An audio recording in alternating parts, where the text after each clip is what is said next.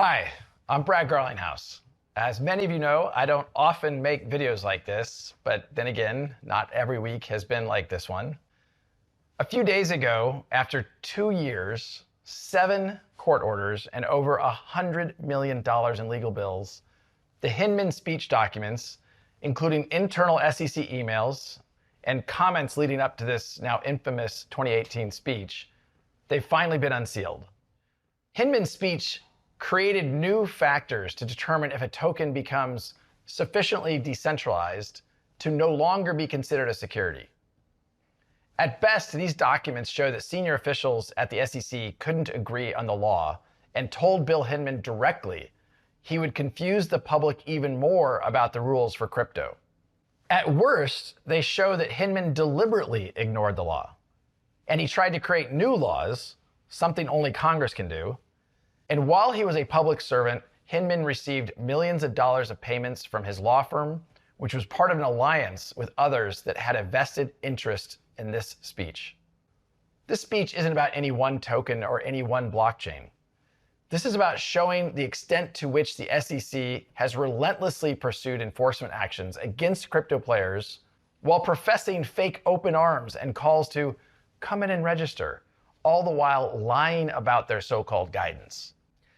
As some of you may know, Ripple spent years proactively engaging with the SEC. I personally met with Jay Clayton and Bill Hinman, with no lawyer present.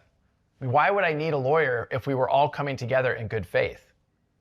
We answered every question they had, and not once did they suggest to me that XRP was a security.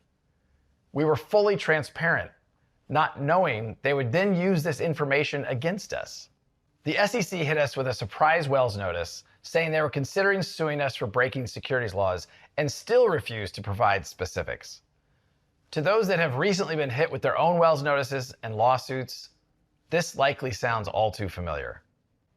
When the lawsuit did drop against us, days before Christmas, a very Grinch-like touch, they made it personal.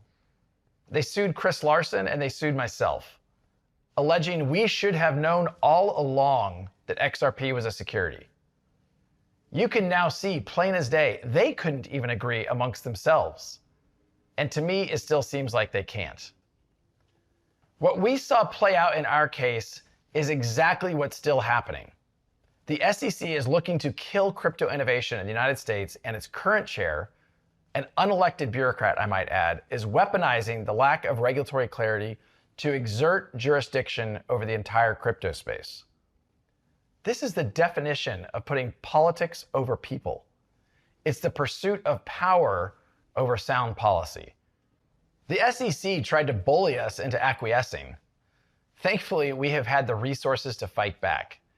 And now we can all see what they've fought so hard to hide. They knowingly created confusion about the rules, and they used that confusion to regulate through enforcement.